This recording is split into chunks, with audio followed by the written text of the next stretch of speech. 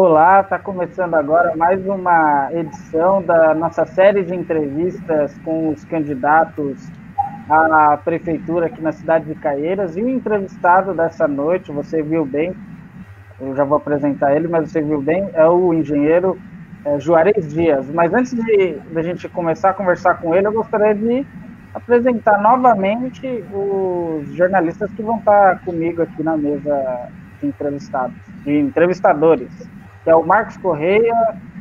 Boa noite, Marcos. Boa noite, Bruno. Boa noite, Rissa. Boa noite, candidato. E tem a Rissa Rodrigues. Boa noite, Bruno. Boa noite, Marcos. Boa noite, candidato. Boa noite, pessoas que estão nos assistindo. E boa noite, candidato engenheiro Juarez Dias.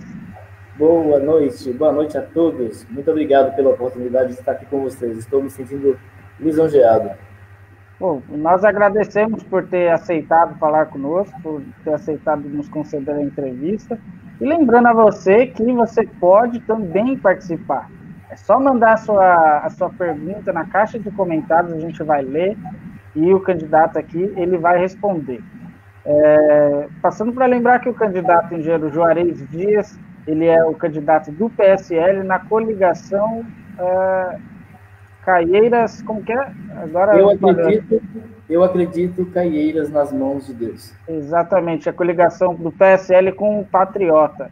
A gente já entrevistou a vice dele, que é a doutora Evani Silva.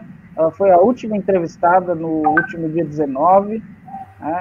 Para você que perdeu a entrevista aí, que deseja ver as outras entrevistas anteriores, a gente já entrevistou o Dr. Kleber, o vice do Lagoinha, a gente já entrevistou o candidato professor Franco, que é o candidato do PT, e a gente vai ter outras entrevistas também, que vão acontecer ainda. E passando para lembrar também, você curtir a nossa página no Facebook, você que está aqui, que ainda não curtiu, vai lá, curte. Você que já está assistindo, curte aqui essa live e compartilha também para o máximo de pessoas assistirem. Bom, se é a primeira vez que você está assistindo, vou explicar um pouco para você que a entrevista ela funciona da seguinte forma: vão ter 45 minutos para o candidato, a gente deu 45 minutos para todos, a gente vai fazer perguntas específicas que só o engenheiro Juarez Dias vai responder e algumas perguntas gerais que fizemos também para outros candidatos, questões centrais nessa campanha da eleição municipal de Caieiras.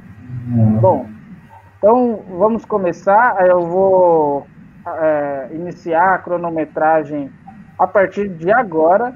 Eu vou pedir para em até 2 minutos o candidato ele responder, ele nos dizer e nos apresentar de forma breve quem ele é e contar um pouco dele para quem ainda não o conhece. Em até 2 minutos, por favor. Muito bem, gente. Mais uma vez, boa noite a todos. Eu sou o engenheiro Juarez Dias, casado, pai de 3 filhos. Um beijo para minha esposa e para meus filhos. Moro em Caieiras há 20 anos e começamos essa carreira política há muitos anos, mas sempre trabalhando em bastidores. E como nós sempre convivemos com as causas sociais, a gente achou por bem fazer parte da política. Ou seja, hoje nós queremos sempre fazer algo em prol da população. De repente, a candidatura, ou seja, uma candidatura é o caminho mais fácil para que nós possamos fazer algo em prol da população. Lembrando que eu sou nascido em Minas Gerais, tá? Moro em São Paulo há 31 anos. Bruno? Bom, tá certo. E o Marcos, ele começa a sessão de perguntas. Pode perguntar, Marcos. Sim, candidato, no seu plano de governo é citado um plano de informatização da cidade. Eu gostaria de saber um pouco mais sobre ele. Quais serviços que seriam informatizados e quais as metas que o senhor quer alcançar com esse projeto? Nós devemos lembrar, Marcos, que vivemos uma era tecnológica, certo? Em um passado bem curto, nós ficávamos numa fila, com umas fichas na mão, com horário marcado para usar o orelhão. e, de repente, isso deu um salto. E a tecnologia, em todos os âmbitos, ela tem que ser acompanhada. Caso contrário, ficamos para trás. Isso seja no profissional, até mesmo quando você coloca uma câmera na sua casa, isso é tecnologia. Você está em outro estado, em outro lugar do mundo, e você pode estar vigiando a sua casa. Importante lembrar que a gente informatiza o setor público através de uma união de sistemas, ou seja, interligando todos os sistemas da segurança pública, principalmente. Nós podemos notar que, recentemente, Caieiras é uma cidade das mais vigiadas, que falam por aí. O que é isso? É informatização. Interligando polícia militar, GCM e polícia civil. Eu não sei, Marcos, quer ser específico em alguma área da sua pergunta, mais alguma coisa? Assim, eu tinha perguntado quais áreas que seriam informatizadas e qual meta que o senhor visa com essas ações? Tá. Seria diminuir custos, melhorar serviços, diminuir burocracia? Qual que seria a meta do senhor? Ótimo. Em todos os âmbitos, por exemplo, podemos citar compras. Compras é uma área que nós não precisamos mais designar alguém para ir em determinado lugar para fazer compras. Fazemos tudo online. Outro setor seria transporte público, ônibus. O ônibus ele pode ser informatizado em tempo real. Outro setor que pode ser informatizado, que nós temos hoje uma grande deficiência no setor público, farmácia, setor de medicamentos. Por que existe desvio? Porque não tem informatização. Uma vez esses setores informatizados, nós podemos diminuir custos, nós podemos desonerar folha de pagamento em geral. Lamentavelmente, muita gente pensa, nossa, uma vez os setores informatizados, nós perderemos mão de obra. Negativo. Pessoas serão designadas de acordo com sua meritocracia para os setores diversos. Quanto tempo nós pretendemos fazer isso? Isso nós podemos começar a aplicar imediatamente. Por quê? Tendo em vista que a tecnologia, você economiza custos com a tecnologia, nós podemos reverter recursos imediatamente investindo em tecnologia, ou seja, eu creio que, não vou citar assim um tempo determinado, mas podemos citar que isso seria imediatamente. Bom, a Larissa, ela é a próxima a perguntar. Pode perguntar, Larissa. Seu microfone está mudo. Perdão, colegas, desculpa.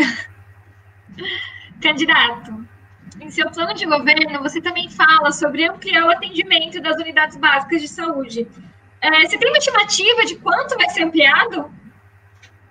Larissa, vou aproveitar também aqui, porque o Kaique Barqueta, ele fez uma pergunta bem parecida com essa, interessante também. O Kaique Barqueta também é candidato, ele é candidato a vereador.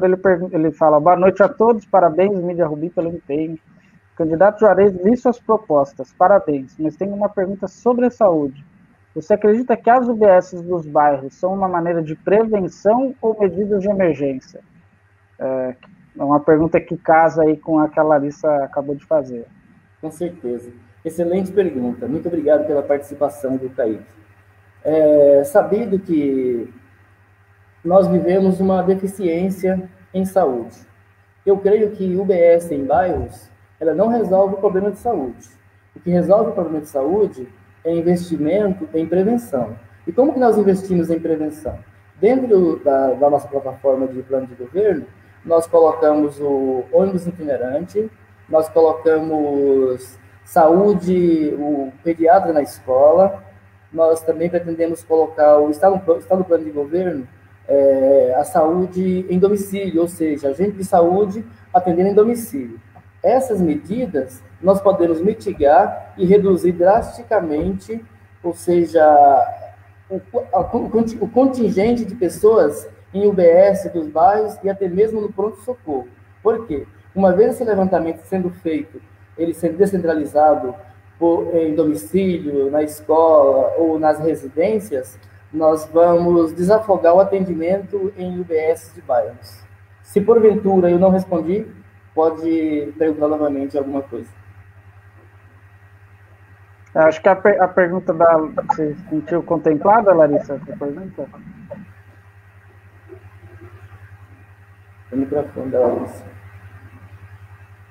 O microfone está... Eu tenho só uma dúvida. Você vai dar prioridade, então, para ampliar essas UBS de bairro? Ou você vai por exemplo, se preocupar com o Hospital de Caieiras? Que tem bastante pessoas que cobram a melhoria desse hospital. Porque ele não atende Caieiras inteira. O UBS atende o bairro.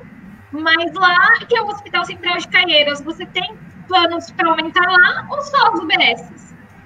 Larissa, quando você investe em prevenção, você, a curto e longo prazo, você evita um contingente excessivo no hospital. Ou seja, a partir do momento que a gente investe em prevenção, nós eliminamos cerca de 30%, 40%, 50%, dependendo do investimento em saúde da população, no pronto-socorro. Porque se eu fazer um serviço bem feito nas UBSs, nos bairros, nós evitamos o pronto-socorro. E como que é feito isso? Você perguntou que o hospital está cheio, lotado.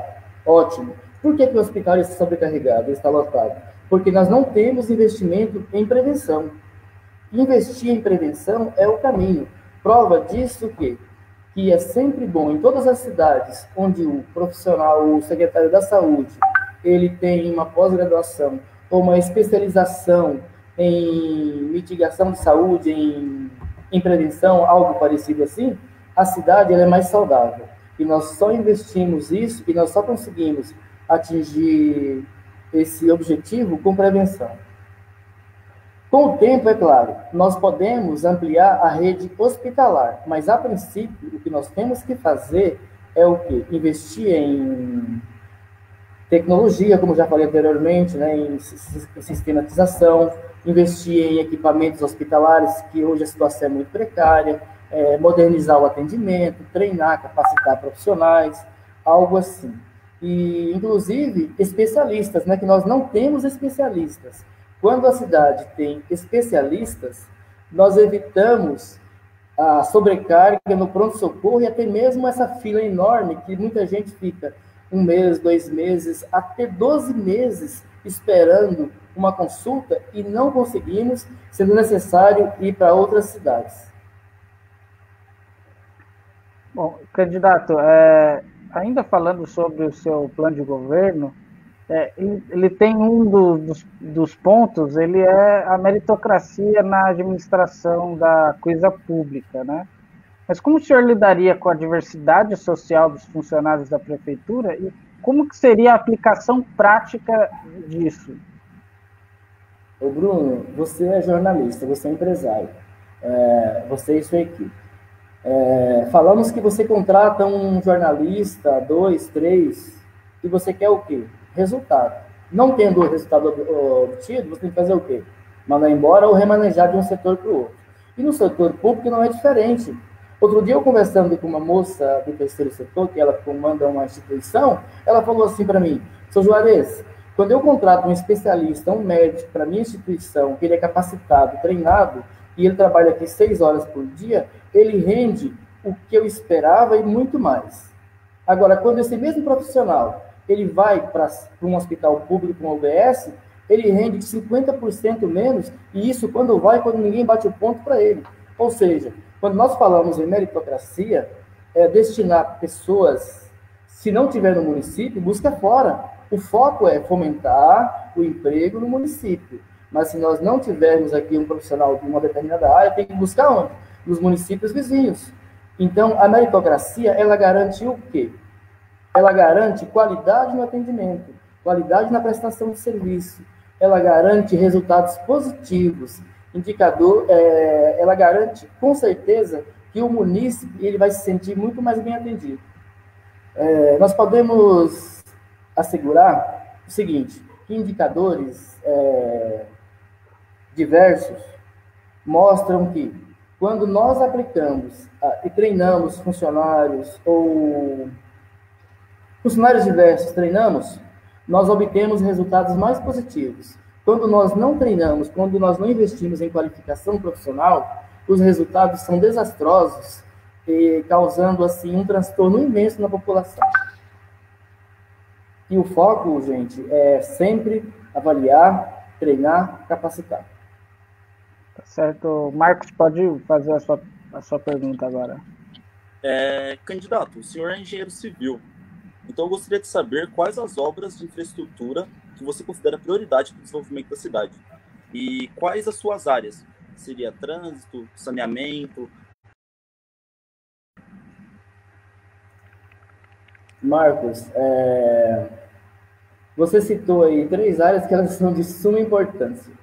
Nós não podemos precisar, nesse momento, qual seria uma área assim, extraordinária que impactaria na cidade. Mas é notório que hoje nós temos aí um trânsito caótico na cidade por falta de planejamento. Ou seja, nós construímos muito e planejamos menos. Isso tem que ser revisto, tem que sentar com estudiosos, com especialistas. Eu sou engenheiro civil, pós-graduado em engenharia de segurança do trabalho.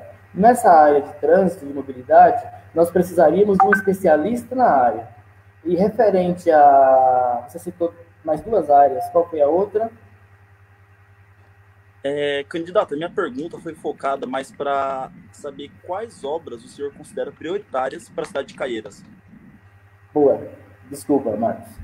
A obra principal para a cidade de Caieiras hoje, para mim, são todas, mas uma que a gente está, assim, morrendo afogado com a água batendo no pescoço, como eu já citei anteriormente, é o trânsito. Seria, assim, primordial, porque uma vez com esse trânsito caótico que nós vivemos, inclusive a gente estava comentando um pouquinho antes de iniciar a entrevista, esse trânsito caótico, o que ele causa? Ele causa muito transtorno, inclusive empresários que pensam em vir para a cidade, investir na cidade, eles não vêm. Então, um dos nossos focos nessa área de engenharia não é edificação, não é prédios, e sim essa parte de trânsito. Mas o senhor por exemplo, não teria nenhuma proposta? Eu queria saber alguma coisa concreta. Por exemplo, o que o senhor poderia fazer para melhorar o trânsito na cidade, já que foi o ponto que o senhor mais deu ênfase? Marcos, sabido que o trânsito hoje ele requer um estudo mais profundo. Nós não temos, apesar da gente já ter algo em mente que não podemos afirmar assim que é concreto, isso requer um estudo mais profundo. Eu não posso, assim, de bate-pronto, te apresentar uma solução viável, imediata. Nós temos que colocar a cidade para funcionar. Larissa, pode perguntar. Candidato, você mutou seu áudio. Desculpa. Como que você vai resolver a questão das periferias? As comunidades periféricas de Caieiras, elas têm crescido bastante. Inclusive, tem algumas pessoas que perguntaram aqui, até mesmo, sobre a questão de habitação. Como que você vai fazer com as periferias de Caieiras que elas precisam ter o espaço delas também, precisam ter essa preocupação com a habitação, saneamento básico, e até mesmo essas UBSs que você citou um pouco atrás agora na nossa conversa? Verdade. Larissa, um dos principais pontos negativos da periferia é o crescimento desordenado. Quando há crescimento desordenado, há uma omissão do poder público. Ou seja, o poder público não pode ser omisso. Ele tem que fiscalizar, orientar e apoiar. Eu não digo que o poder público tem que punir dependendo do caso, mas o foco é orientar. Os conselhos participativos em bairros, ou seja, a participação popular, ela pode, assim, isso em parceria com o poder público, nós podemos muito bem mitigar e encontrar soluções para diminuir o avanço periférico. Associações de bairros, a voz da população, ou seja, a participação popular, ela é necessária, se faz necessária. Não adianta o engenheiro Juarez Dias sentar numa cadeira, os secretários, e falar, nós vamos acabar com a periferia, nós vamos eliminar a periferia, nós vamos... Não tem como se não houver participação popular. A população, nós não conseguimos eliminar periferia nenhuma sem uma participação popular, sem a participação do terceiro setor, de associações, conselheiros, etc. Já é provado cientificamente que a participação popular ela tem uma grande influência no crescimento e na mitigação desse crescimento periférico. Ainda sobre as questões da periferia, eu gostaria de perguntar como que o senhor enxerga, como o senhor acha o que o senhor acha que pode promover o desenvolvimento da juventude nas periferias? Bruno, certa vez, eu andando por um bairro de Caieiras, uma senhora falou assim para mim, eu perguntei assim para uma senhora, o que mais te faz falta nesse bairro? Ela, lacrimejando os olhos, ela disse para mim, moço, olha essa rua que eu moro. Ela não tem calçada, não tem passeio público.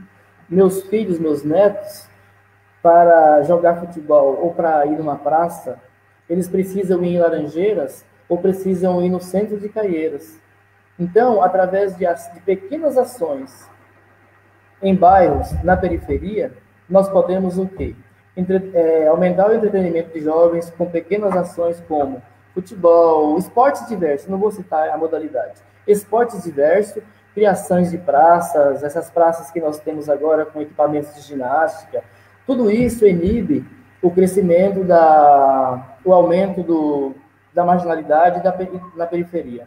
Descobre-se que, uma vez a população tendo esses entretenimentos como esporte, lazer em geral, a partida dele para o crime vai diminuir drasticamente. E claro, né, gente, não adianta você construir uma pracinha, uma quadra de futebol, sem ter profissionais capacitados, que pode vir ali 1 ou 2 vezes por semana, participação do terceiro setor, das entidades de bairro, das associações de bairro, né?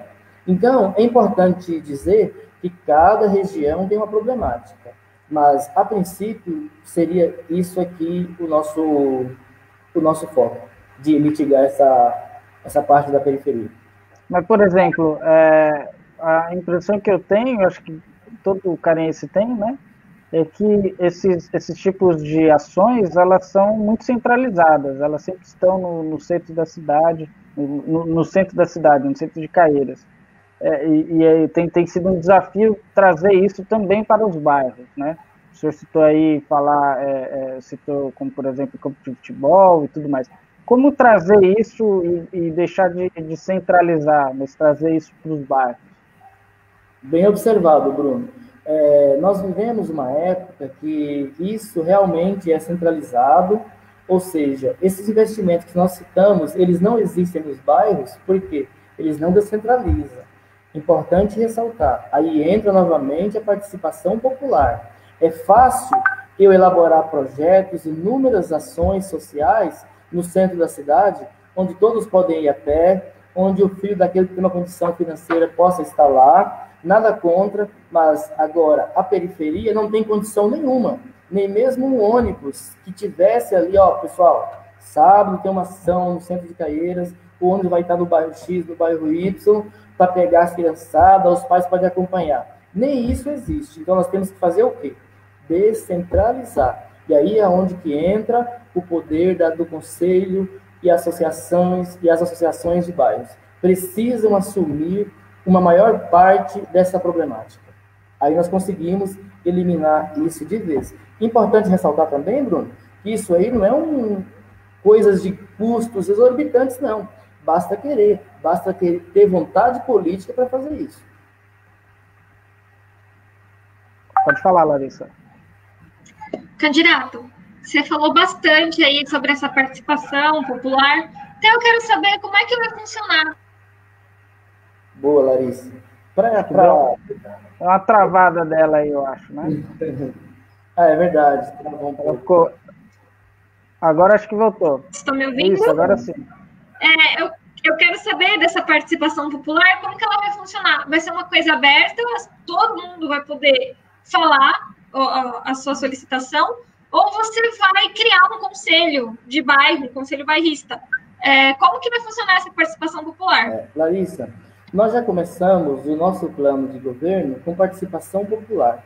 Eu não sentei com 3, 4, 5 pessoas e pensamos assim, vamos elaborar um plano de governo.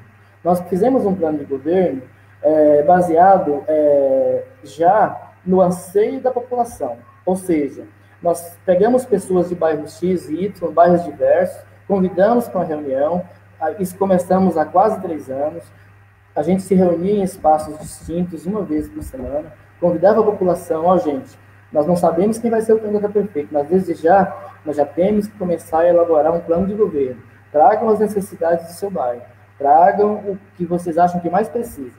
Então, o plano de governo já começou assim, com participação popular, de livre e espontânea vontade. Ou seja, baseado no que a população precisa, não no que eu preciso. Certo? Então, a participação popular dar-se-á como? A gente descobre nos bairros pessoas que querem participar. Isso é tranquilo de ouvir. Centenas de pessoas querem participar, querem opinar, e tem pessoas que moram no mesmo bairro há 50, 60 anos, que têm umas ideias brilhantes, que têm a mente recheada de coisas, que dá para enriquecer o habitat natural onde eles moram, e não são aproveitadas. E essas pessoas querem colaborar, elas querem participar, elas querem contribuir de alguma forma para melhorar o meio em que eles vivem. Então, essas pessoas, elas têm o poder de quê? De unir pessoas, elas são influenciadoras. Elas podem unir 3, 4, 5, 10, 15, 20 pessoas desse bairro, organizar uma reunião, e um representante da prefeitura, a gente designa, elabora aí uma data mensal de participação, eles podem ir na Câmara, ou podem ir na prefeitura, ou a gente vem no bairro deles, ouve, anota as reivindicações, parte para estudo e manda para cima, e manda para frente. Tá certo, eu vou passar para o Marcos, mas antes disso eu queria pedir para você que está assistindo a gente, por favor, curta. Se você ainda não curtiu, se você está assistindo e ainda não curtiu, curte agora, dá um like aí agora. E todo mundo que está assistindo, eu queria pedir para que compartilhasse. Assim, mais pessoas vão poder assistir a live. E se você ainda não curtiu, se você está aqui e ainda não curtiu a página da Mídia Rubi, vai lá, entra agora na nossa página, curta, tem o nosso canal no YouTube também, entre lá e se inscreva. Marcos, pode fazer a sua pergunta aí para o candidato. Candidato, a cidade está passando por uma recessão econômica. Como você vai resolver a questão da dívida pública municipal e para a execução dos seus... como você vai resolver a questão da dívida pública municipal para a execução dos seus projetos, caso eleito? Como o senhor vai resolver a questão da dívida pública municipal para a execução dos seus projetos? Marcos, nós não sabemos hoje, nós não temos acesso o tamanho desse rombo, infelizmente. É notório que, se porventura a gente sendo eleito e nós buscamos esse pleito, nós não sabemos ainda o que a gente vai encontrar, o tamanho, o rombo é gigantesco. É claro que nós precisa começar a partir de enxugar algumas coisas, cortar alguns gastos, eliminar inúmeras coisas, é claro, não tirando da população o essencial, certo? Então, tendo em vista que nós estamos vivendo aí um momento pandêmico, Covid, então, todas as prefeituras do Brasil e do mundo, elas terão, assim, uma recessão econômica muito grande. O que nós devemos fazer? Nós temos que buscar parceria, inovar. O fiscal da prefeitura que ia num estabelecimento comercial, numa empresa para multar, nós temos que capacitar ele ou trocar ele por outro cara que vai lá para treinar, para orientar, para ser parceiro. Porque nessas horas, nós não podemos, em hipótese alguma, punir. Nós temos que ser parceiros. Como nós vamos enfrentar uma crise sem precedente, uma crise, como você falou, assim, não só o rombo, mas o Covid vai deixar um rombo gigantesco. Então, se não houver parceria entre comerciantes, se não houver investimento em tecnologia, nota-se que recentemente o número de pessoas, de empreendedores, cresceu muito com o Covid, ou seja, nós estamos tendo que se readaptar a esses novos tempos.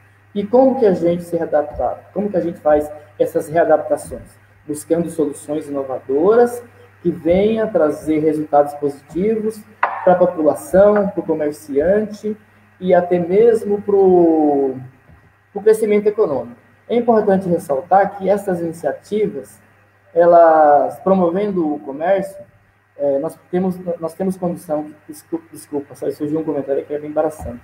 Essas iniciativas, Marcos, ela não é a prefeitura que tem que fazer. A prefeitura tem que dar subsídios para que a população se engaje, para que os comerciantes se engajem, os empresários se engajem, buscando uma solução viável para o crescimento econômico. E, candidato, prosseguindo aqui na minha pergunta, no plano de governo, você fala em, abre aspas, promover estudos e incentivos para o uso de uma moeda social, fecha aspas. Como funcionaria essa moeda social e por que implantá-la?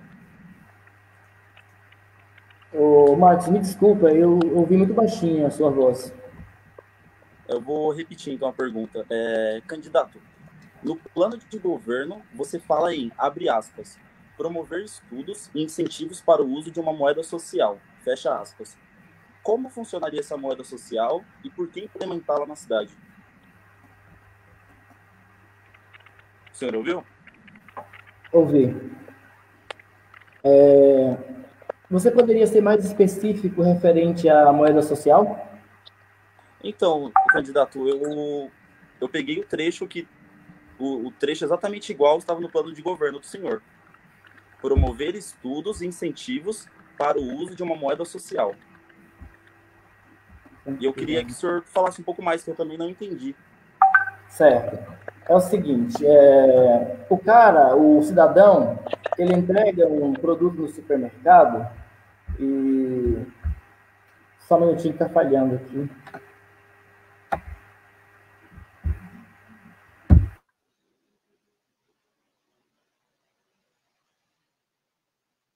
Candidato, o senhor mutou seu microfone.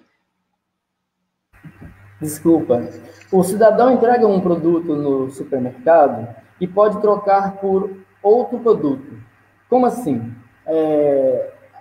Lembra do escambo, do famoso escambo da história de antigamente? Nós podemos promover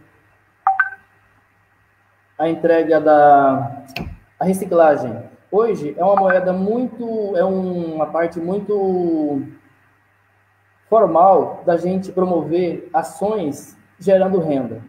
A mais comum dentre elas e que precisa ser implantada nos municípios é a reciclagem. Hoje nós não temos nenhum meio, nenhuma forma de incentivo à reciclagem. Existem algumas ações assim muito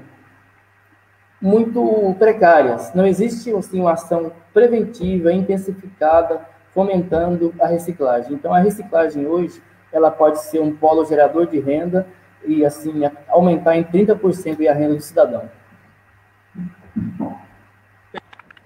Candidato, mas o que seria a moeda social que o senhor cita no plano de governo?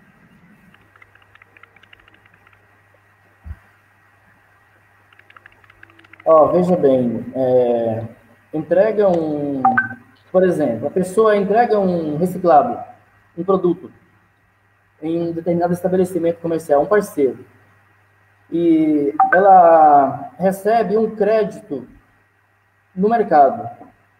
A gente vai elaborar algo assim, um sistema, como é que chama? Um sistema referente a, um sistema de, me fugiu a palavra, desculpa. Um sistema de troca aí vai gerar um crédito, ou seja, entrega plástico, papel, ela recebe um cupom, falamos que é informatizado, essa é a palavra. Falamos que seja informatizado, um cartão, um sistema de crédito, ela recebe isso sem benefícios e pode comprar um alimento, um caderno, um livro, um remédio na farmácia, e isso já existe em algumas cidades do Brasil e é possível fazer com esse desconto, sem pegar dinheiro em mãos, apenas gerando um crédito para o cidadão fazer um giro no mercado. Tá certo. Agora a Larissa, pode perguntar, Larissa. Candidato, ainda falando então um pouco sobre a economia, nós temos a questão do desemprego no nosso município. O desemprego tem crescido, as oportunidades que aparecem para os desempregados são poucas. Como que você pensa em essas oportunidades. Você disse que você, no seu plano de governo, vai dar verba para os pequenos empresários. Você vai deixar na mão, então, dos pequenos empresários abrir vagas para os nossos desempregados, ou você tem um plano para os desempregados? Na verdade, quando a gente fala os pequenos empresários, nós não estamos dando demérito para os grandes empresários. É um conjunto de fatores. A famosa Lei de Liberdade Econômica, ela dá oportunidade para todos, e desde o pequeno até o grande empresário. Por que a gente sempre cita o pequeno? Porque o pequeno ele é marginalizado, ele não tem poder de compra, ele não tem poder de ação, ele não tem investimento em cursos, capacitação, ele não tem acesso à linha de crédito um pouco mais avantajada. Então, o pequeno empresário está sempre para trás. Ele gasta muito e arrecada pouco. O que nós pretendemos fazer, referente à liberdade econômica, de fomentar o emprego, um exemplo. Nós temos inúmeros serviços, inúmeras empresas na cidade. Nós temos que fazer o quê? Fomentar o comércio local. Falamos que você tem uma empresa de construção civil e você tem especialização em jardinagem, paisagismo. Por que eu tenho que buscar empresas em outras cidades longínquas se você está aqui na cidade, se você é polo gerador de renda? Quando eu vou buscar fora, eu deixo de gerar renda no município. E uma das coisas que a gente planeja investir é no comerciante local, gerar renda. A geração de renda tem que partir do município e não de empresas longínquas. Importante ressaltar que o investimento em tecnologia, em estudos, em trazer, escolas como SESI, Senai, SESC, parcerias tecnológicas, isso fomenta o avanço econômico, isso dá um boom, um avanço na cidade. Ou seja, quando a gente investe em tecnologia, quando a gente investe em inovação, nós podemos trazer para a cidade inúmeros benefícios. A prefeitura não deve atrapalhar o comércio, ela deve, pelo contrário, dar liberdade ao pequeno e ao grande comerciante. Nós podemos notar que hoje, quando a gente vai abrir uma empresa, seja ela grande ou pequena, primeiro você paga tudo. Em seguida, você abre portas e começa a trabalhar. Nessa liberdade econômica, nesse avanço econômico, nós pretendemos fazer o contrário. Nós vamos dar para o pequeno, médio e grande comerciante, dependendo do porte, dependendo do segmento empresarial que ele vai trabalhar, o comercial, nós vamos dar para ele aí uma carência de até 1 ano para ele começar a pagar um alvará, para ele começar a pagar algum outro tipo de imposto municipal. Como que a gente vai fazer isso? É claro que o cara ele tem que se enquadrar dentro das normas, ou seja, de higiene, de segurança. Ele não pode simplesmente pensar assim: eu vou empreender, eu vou investir, mas não pense em normas de segurança. É claro, tem que investir em normas de segurança. Mas, veja bem, o poder público tem que o quê? Orientar, ajudar, incentivar, e não punir. Ou seja... Então, mas e aí... Desculpa, candidato, pode terminar. Ou seja, facilitar e abrir novos negócios, né? Isso que nós temos que fomentar. Sim, mas em questão do trabalhador que não é um empresário, o trabalhador que perdeu o emprego durante a pandemia, vocês que vão dar oportunidade, então, para esses empresários começarem a trabalhar antes de pagar, vocês vão cobrar deles, então, pegar mão de obra de Caieiras, não uma pessoa que veio de São Paulo. É isso que eu quero saber. O trabalhador que perdeu o emprego durante a pandemia e que não é empresário, que precisa pagar as contas de casa e que está sem emprego. O que você pensa em fazer em relação a essas pessoas? Quando você investe, Larissa, no comércio local, automaticamente você alavanca o número de vagas, o número de empregos. Ou seja, o comércio crescendo, ele gera emprego. Gerando emprego, gera renda. Aquele cidadão que não tinha renda, ele vai passar a ter. Ou seja, fomentou emprego, fomentou renda, o munícipe começa a arrecadar e ganhar dinheiro. Então, vamos continuar, então, essa questão da economia de Caieiras. Em 2021, vai ser realizado um novo contrato para a empresa de ônibus aqui na cidade. Na sua gestão, caso eleito, como que vai ser feito esse contrato e o que vai ser exigido? Você fala no seu plano de governo que vai haver uma abertura de concorrência das empresas de ônibus para melhoria da prestação de serviços de transporte público. No novo contrato, não terá mais apenas uma empresa de ônibus, então, já que você quer abrir essa concorrência, como é que vai funcionar? Exatamente. Eu vou pedir só para o candidato tentar responder um pouco mais sucinto, porque a gente tem só 10 minutos e aí a gente tem mais perguntas para poder fazer. Bacana, bacana. Gente, é sabido que o monopólio não pode existir. Infelizmente, existe um monopólio no transporte público. E como que a gente acaba isso? Nós acabamos com isso revendo esse contrato como? A gente vai chamar empresas para participar de licitação e não pode ter só uma empresa na cidade, desde que ela pode ter só uma, mas desde que ela atenda à necessidade do município. O transporte alternativo é a melhor coisa. Ou seja, o loteamento, como que é o loteamento? Nós temos aí, vamos dividir a cidade em zonas. Zona sul, leste e oeste, 3 zonas. Nós podemos fazer loteamento de empresas, uma empresa atua na zona leste, uma empresa de ônibus atua na zona oeste e na zona sul. Como assim 3 empresas na cidade atende? Nós temos hoje pequenas empresas que têm 10, 20, 30 carros, que ela consegue atender os bairros com micro-ônibus e vans, e promovendo a integração. Falamos assim, vou dar um exemplo, Avenida Armando Sestini. Falamos que ali tem um ponto ali de integração. Os ônibus descem dos outros bairros, da Zona Sul, por exemplo, o munícipe desce para trabalhar, ele pula de um carro para o outro sem pagar uma nova condução. Essa abertura de um transporte para o outro que não paga, esqueci o nome. Integração, desculpa, gente, integração. A integração, ela tem que existir, ainda mais no município como o nosso, que ele é detonado, a geografia dele é muito irregular e nós temos a condição mais cara. E a integração, ela tem que existir.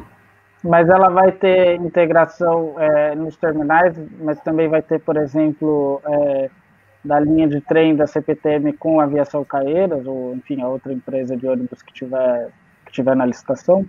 Não, Bruno, isso aí é a nível municipal. Quando se trata de CPTM ou a nível intermunicipal, requer parcerias com o governo do estado, e aí não está no nosso âmbito municipal fazer isso. É apenas o transporte público municipal, para aliviar a carga do empresário, que paga muito com o transporte público, e do munícipe, que paga hoje R$ 4,80. Uma empresa não pode ter todos os lotes.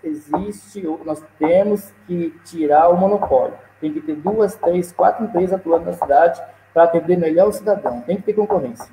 E será possível abaixar a tarifa de ônibus? Não posso te afirmar isso agora porque não fiz estudos sobre isso. Mas, tendo em vista o exemplo de inúmeros municípios que conseguiu até mesmo zerar a tarifa de ônibus, é possível baixar.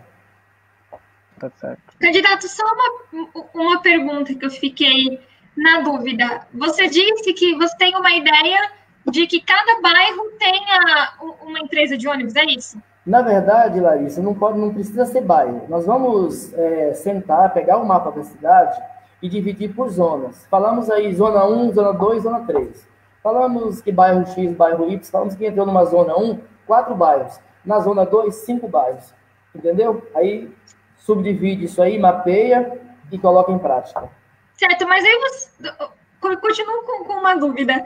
Você não acha que isso aumentaria o tempo que o trabalhador passa dentro de um ônibus? Porque para ele ir, por exemplo, passar por 3 zonas para chegar até o final, até o ponto final dele, ele teria que trocar de ônibus 2 vezes, ou 3. Larissa, eu vou citar um exemplo prático. Vou dividir Caieiras no meio. Da linha do trem para lá, zona 1. Da linha do trem para cá, zona 2. O passageiro que mora lá na Nova Esperança, ele pegou um micro-ônibus, ele desceu ali próximo do Federzone. Ele pulou de um carro para o outro, fez integração, caiu no destino dele. Não é que ele vai passar por 3 bairros. Nós vamos subdividir os bairros de acordo com o itinerário. Nós não vamos dobrar, triplicar o itinerário. Hoje, um passageiro ele fica 1 hora esperando. Com essa temática, ele vai ficar 10, 15 minutos no ponto no máximo. E é mais rápido, que é a espera de hoje. Hoje nós temos pessoas que ficam no ponto de ônibus na região do Morro Grande por 2 horas no ponto esperando o ônibus. Santa Inês, 2 horas. Isso não podemos permitir. E com essa nova sistemática de transporte público, o passageiro vai ficar no máximo 15 minutos esperando um carro. Nada mais que isso. Marcos, você pode fazer a sua próxima pergunta. Então, candidato, em seu plano de governo, você fala sobre, abre aspas, trabalhar para mitigar os desvios de funções e cargos por indicações políticas ou troca de favores, fecha aspas, e ainda se posiciona contra a construção da nova Câmara de Vereadores da cidade. Como você vai conseguir manter essa promessa e esse posicionamento e ainda assim conseguir dialogar com o Legislativo, sendo que nem no plano federal isso é possível? Veja bem, Marcos, a hierarquia, ou seja, começa nos municípios. Se nós darmos exemplos aqui no município, os exemplos podem contagiar e chegar na Câmara Federal. É mais fácil nós lidarmos com isso aqui do que no governo federal. Ou seja, o governo federal, vamos falar do governo federal, depois eu falo aqui do lado. O governo federal, ele fez certo, mas começou errado. Ou seja, nós temos que começar por baixo aqui no município. E como que nós vamos fazer isso? Nós vamos... hoje existem muitos cargos na prefeitura de promessas. Me ajuda, que eu te ajudo, coloco lá. Ou seja, acabou a capacitação técnica e meritocracia. Prova disso que hoje, se nós formos eleitos amanhã, nós não temos nenhuma secretaria ocupada. Nós até temos, de repente a gente tem 2, 3, 4 pessoas hoje que a gente olha para ela e vê que ela tem capacidade. Mas nós não temos isso hoje. Então, a meritocracia, a aplicação ou seja, zerar esse desvio de função, essas coisas, isso aí está no poder do prefeito, da Câmara de Vereadores. E uma ação conjunta, nós podemos muito bem acabar com isso. Candidato, nós temos só mais 2 minutos, eu vou pedir para o senhor tentar ser conciso nessa última pergunta, que é a respeito do aterro sanitário, né? Como resolver a questão do aterro sanitário, como o aterro sanitário vai ser tratado na sua gestão, e especialmente como resolver também a questão do odor forte que fica em torno dos bairros ali próximos. Os moradores eles sempre reclamam como que resolve tanto essa questão de impostos em relação ao aterro sanitário, os benefícios que eles podem trazer para a cidade, quanto a questão do odor forte. Ô Bruno, o aterro sanitário, nós não tivemos acesso ainda ao contrato, como que ele foi feito, como ele foi elaborado. Sabemos que é um contrato longo e nós precisamos fazer o quê? Sentar, verificar os índices de investimento no local, fazer um estudo bem mais profundo. Muita gente fala fora lixão, fora isso, fora aquilo, isso é ilusão. Não existe hoje como tirar o aterro sanitário, como extinguir, é claro. Só se eles estiverem trabalhando totalmente fora da realidade. Mas hoje, o que nós podemos fazer para mitigar isso, para eliminar esse odor terrível, seria o quê? Pensar em alternativas, como o cinturão verde, ou seja, alguma medida, ou seja, diminuir o fluxo de caminhões que despejam os lixos lá, inclusive até mesmo essa parte de reciclagem, quando há uma reciclagem intensiva na cidade, o volume de lixo que vai ser despejado lá diminui. Então, existem vários fatores, mas um dos fatores primordiais é a gente sentar, avaliar e cobrar, fiscalizar e juntos buscar soluções para que a população sofra muito menos. E claro, né, Bruno, existe a contrapartida. Nós não sabemos dos valores da contrapartida hoje. O que é essa contrapartida? Seria a essência investir nos entornos, né? Avaliar os impactos que tem causado aquela população daqueles entornos e investir de alguma forma em saúde, assim, não tem como eu expressar inúmeras coisas agora, porque, repetindo, precisa ler o contrato, mas como está, não pode ficar. É preciso mudar de alguma forma. Tá certo. A gente já bater o tempo aqui, né? Eu vou pedir agora para o candidato para, em até 1 minuto e meio, dizer por que o cairense deve votar, por que o cairense deve votar no senhor. Bom, Bruno, eu queria até falar de alguns assuntos, mas não dá mais tempo, né? Eu peço desculpa ao pessoal de segurança pública, não consegui falar sobre o plano que a gente tem para eles.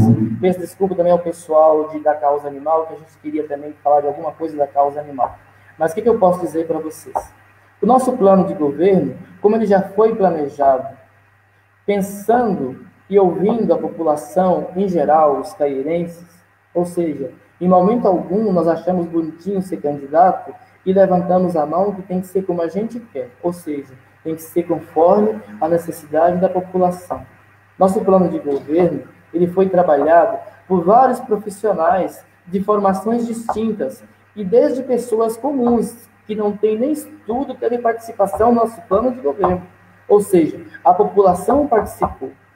Ou seja, o nosso governo, ele será dessa forma, com participação popular. Nós não podemos governar, em hipótese alguma, sem a participação popular. Outras equipes, por aí, não tem nem plano de governo, mas, como inclusive já foi citado aqui nas entrevistas, ao contrário da gente, nós não abrimos mão da participação popular. Uma cidade renovada, oportunidade para todos, renovar é preciso, cuidar é preciso.